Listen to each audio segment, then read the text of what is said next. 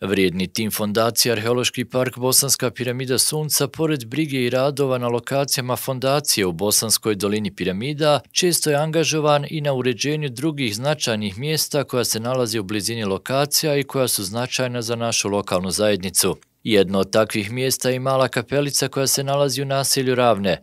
U proteklim godinama je realizovano nekoliko akcija koje su bile usmjerene na uređenje kapelice, kao i dvorište i groblja koje se nalaze u samu kapelu. Proteklih dana realizovana je još jedna pozitivna priča vezana za ovu kapelu i pravoslavno groblje koje se nalazi uz nju. Naime, uposlenici fondacije su doveli vodu i struju do same kapele, a postavljeni su i korito s vodom uz kapelu, kao i osvjetljenje. Na ovaj način iz fondacije su još jednom pokazali značaj lijepih komšijskih odnosa, ali i važnost dobrog odnosa između fondacije s jedne i lokalne zajednice sa druge strane, a upravo takvi dobri odnosi doprinose i još ljepšoj slici koja iz visokog ide u cijeli svijet.